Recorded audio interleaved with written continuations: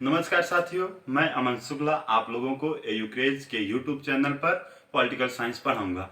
आज हम जिस टॉपिक को स्टार्ट करने वाले हैं उसका नाम है भारत का संवैधानिक विकास। भारत के संवैधानिक विकास में भारत में किस तरीके से संविधान की यात्रा शुरू हुई उस पर चर्चा करेंगे। हमने संविधान को दो भागों में पढ़ाने का निर्णय लिया है। पहले भाग में 1773 से लेकर 1853 तक पढ़ाएंगे। इसमें क्या था कि कानून तो ब्रिटिश संसद बनाती थी लेकिन उसे भारत में लागू कराता था ईस्ट इंडिया कंपनी। और दूसरे भाग को 1858, आप जानते हैं 1858 1857 की तारीख भारत के इतिहास में बहुत महत्वपूर्ण माने रखती है। 1858 का जो एक्ट आया था वह भारत के लिए अलग प्रावधान लेकर आया था। 1858 से लेकर 1947 तक की जो भी यात्रा थी उसे अलग भाग में हम आपको पढ़ाएंगे।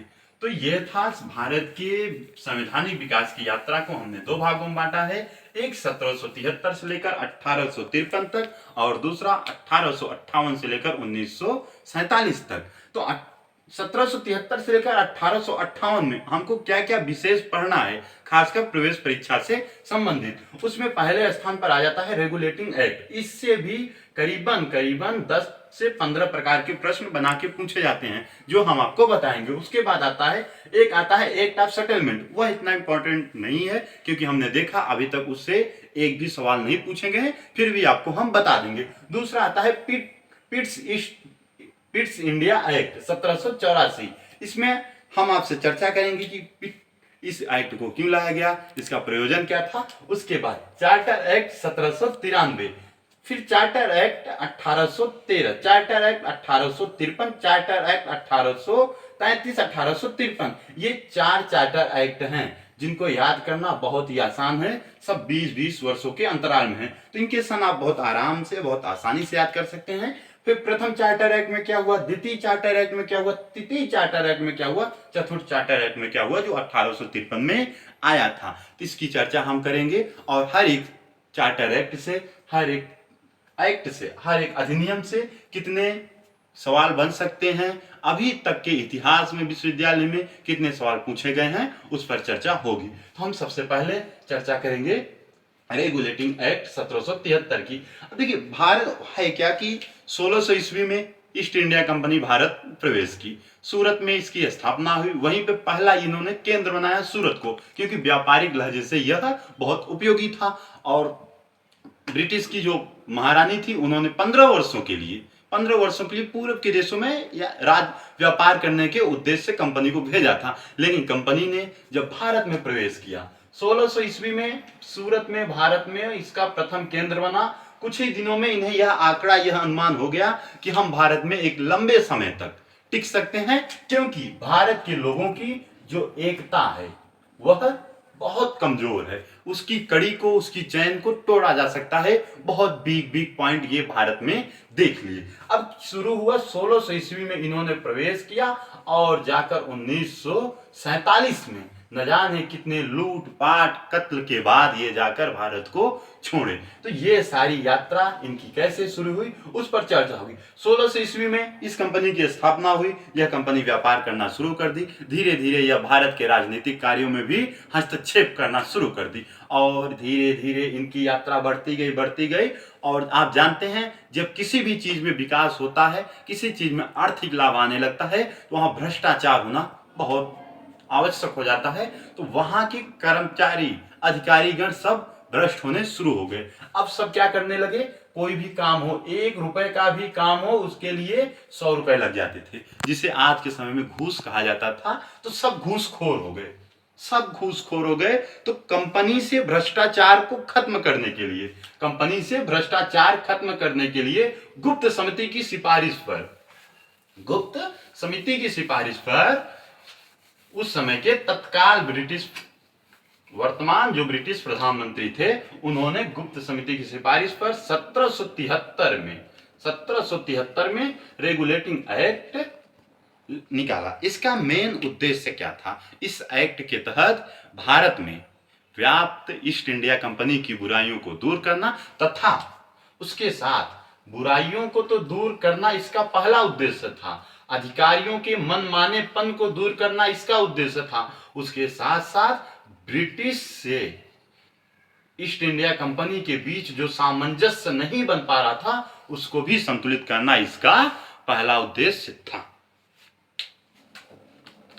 ठीक है।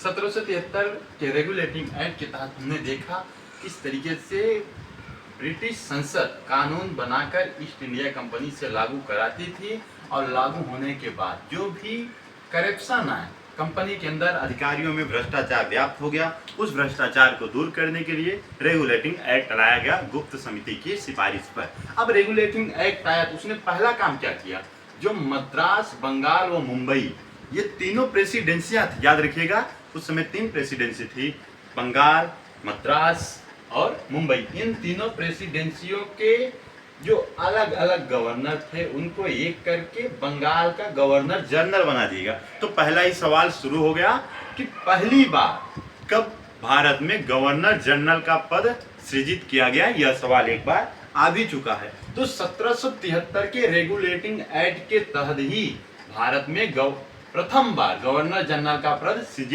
सृजन किया गया, बनाया गया, और मद्रास, मुंबई इन दोनों के प्रेसिडेंसियों को बंगाल में मिलाकर बंगाल प्रेसिडेंसी बना दिया गया, और इसके गवर्नर जनरल को पूरे बंगाल का गवर्नर जनरल बना दिया। प्रथम गवर्नर जनरल कौन थे, तो उनका नाम था वारेन हेस्टिंग। तो हमने एक सवाल यहाँ से उठाया, 2-3 सवाल उठते हैं। पहला, रेगुलेटिंग एक्ट कब आया, तो 1773 में। दूसरा, रेगुलेटिंग एक्ट के तहत पहली बार ही भारत में गवर्नर जनरल पद का सृजन हुआ। तो सवाल उठता है प्रथम गवर्नर जनरल कौन थे, हमने देखा वारेन हेस्टिंग्स थे, और उस समय भारत में मद्रास, बंगाल व मुंबई 3 प्रेसिडेंसियां होती थी, तीनों को आपस में मिला दिया गया। अब तीनों को आपस में मिलाकर एक प्रेसिडेंसी, बंगाल प्रेसिडेंसी बना दिया गया। अब 1773 के रेगुलेटिंग एक्ट में एक जो सबसे बड़ा प्रावधान निकल कर आता है, जो सबसे बड़ा कार्य होता है, जो अक्सर हर एग्जाम में, वो चाहे प्रवेश परीक्षा से संबंधित हो, फिर चाहे हमारे कंपटीशन के एग्जाम से, वह आता है 1773 के रेगुलेटिंग एक्ट के तहत ही बंगाल में सर्वोच्च न्यायालय की स्थापना कब होता है, 1774 में। देखिए 1773 का जो रेगुलेटिंग एक्ट था उसी के तहत बंगाल में 1773 में रेगुलेटिंग एक्ट आया, और 1773 के रेगुलेटिंग एक्ट के तहत ही बंगाल में सर्वोच्च न्यायालय की स्थापना किया गया 1774 में। इसके अब 1774 में इसका स्थापना किया गया।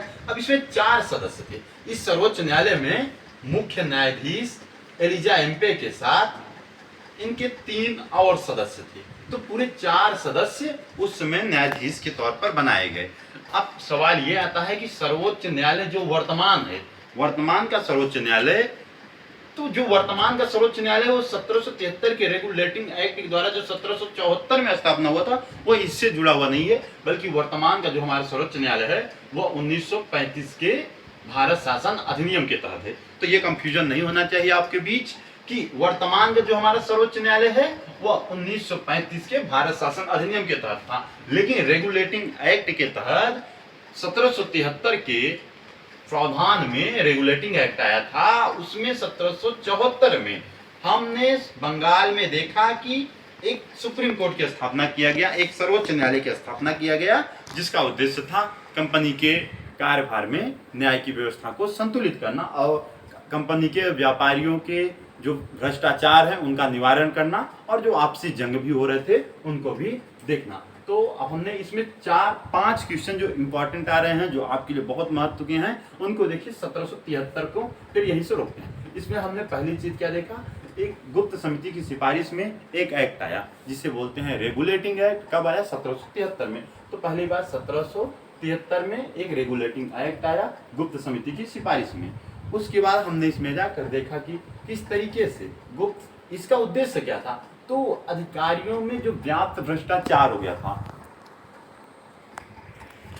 बंद हमारे पास दूसरा टॉपिक आता है पिट्स इंडिया एक्ट 1784।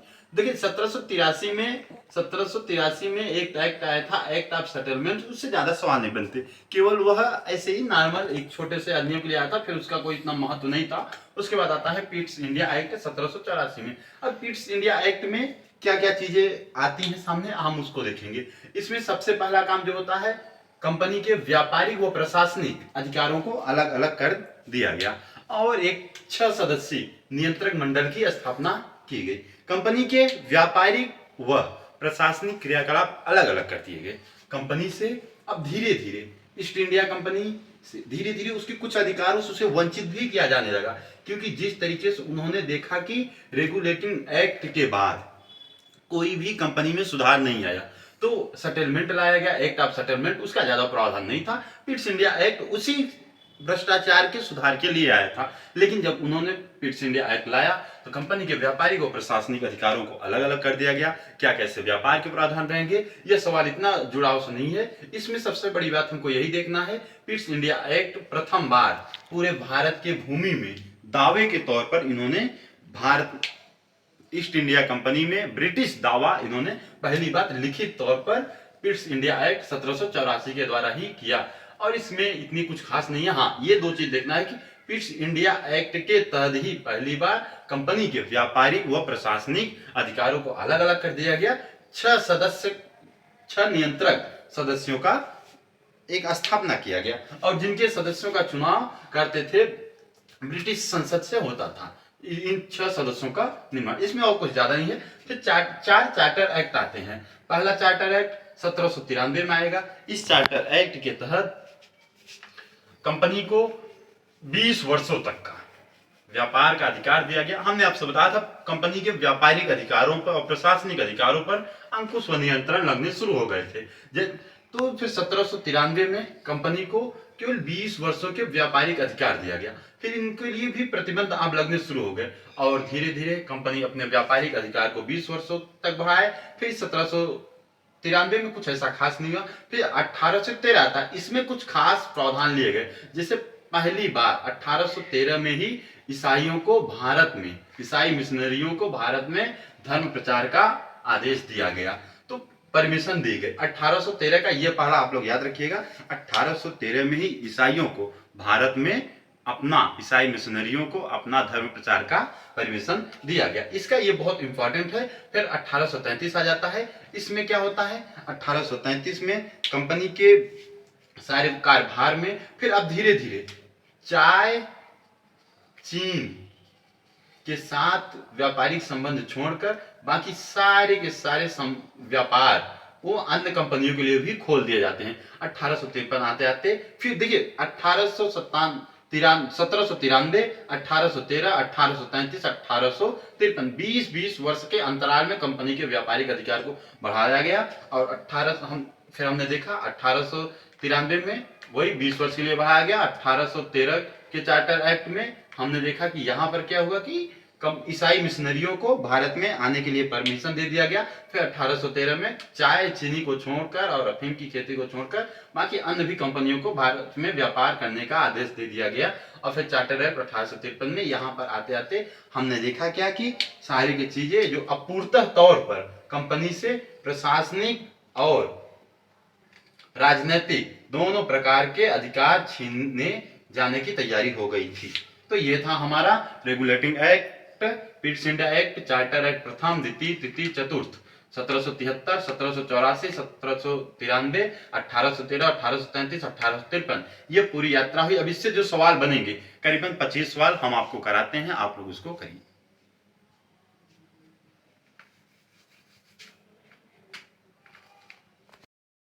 1773 से लेकर 1853 तक हमने जो भी कुछ पढ़ा उससे जो संबंधित सवाल हैं, आइए किस प्रकार के प्रश्न हमारे सामने आते हैं उस पर हम चर्चा करते हैं। तो पहला प्रश्न आपके सामने है, भारत में ईस्ट इंडिया कंपनी की स्थापना कब हुई? हालांकि ये इतिहास से जुड़ा क्वेश्चन है, लेकिन यह पॉलिटिकल साइंस में भी कभी कभी पूछ लिया जाता है। तो 1600 ईस्वी में कहा ईस्ट इंडिया कंपनी की स्थापना 1600 ईस्वी में हुई और यह भारत में व्यापार करने के लिए आई और पहला केंद्र अपना सूरत में बनाई थी। अब 15 वर्षों के लिए ये लोग आए थे, रह गए बहुत लंबे अंतराल तक। दूसरा सवाल, गवर्नर जनरल पद का सृजन किस एक्ट के तहत हुआ? तो 1773 के रेगुलेटिंग एक्ट के तहत गवर्नर जनरल पद का सृजन हुआ। और तो प्रथम गवर्नर जनरल कौन थे? तो Warren Hastings. Warren Hastings Bharat के प्रथम गवर्नर जनरल थे। तीसरा सवाल है, ईस्ट इंडिया कंपनी की प्रबंधन शक्ति किसमें निहित थी? ईस्ट इंडिया कंपनी की प्रबंधन शक्ति किसमें निहित थी? तो गवर्नर जनरल व उसकी 24 सदस्यीय जो 24 सदस्य थे, गवर्नर जनरल के साथ उसके जो 24 सदस्य थे, ईस्ट इंडिया कंपनी की प्रबंधन शक्ति उसमें निहित थी। कलकत्ता के उच्चतम न्यायालय की स्थापना किस अधिनियम के तहत व कब हुई? कलकत्ता के सर्वोच्च न्यायालय की स्थापना 1774 में कलकत्ता में हुई रेगुलेटिंग एक्ट 1773 के तहत। कंपनी के कर्मचारियों को उपहार देने पर प्रतिबंध किस एक्ट लगा दिया? पीट्स इंडिया एक्ट 1784 के तहत कंपनी के कर्मचारियों को उपहार देने का जो प्रयोजन था उस पर प्रतिबंध लगा दिया गया। ईसाई मिशनरियों को भारत में धर्म प्रचार का आदेश या परमिशन कब दिया गया? तो 1813 में हमने आपको बता दिया है। जो चार्टर एक्ट थे 1793, 1813, 1833 व 1853 के चार्टर एक्ट आए थे जो 20-20 साल के लिए कंपनी को दिए गए थे व्यापारिक अधिकार के लिए। हमने उसी में आपको बताया था 1813 के चार्टर एक्ट में कंपनियों को भारत में ईसाई मिशनरियों को व्यापार करने का अधिकार दिया गया था। बस इसी तरीके से सवाल बनते हैं। आप ऐसे ही सवालों को पढ़िए, एक का लिंक दूसरे से जुड़िए। जैसे अब आपने पढ़ा गवर्नर जनरल पद का सृजन, तो 1773 के एक्ट के तहत हुआ। तो दूसरी चीज आ जाती है कि भाई प्रथम गवर्नर जनरल कौन थे?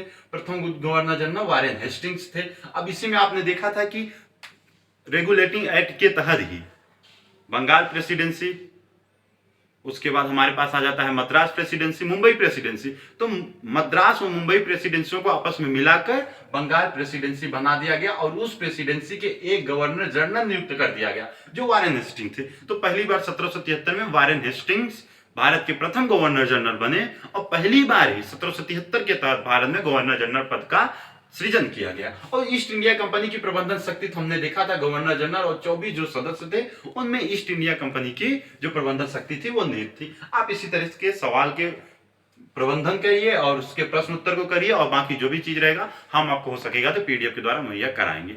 ठीक, धन्यवाद साथियों।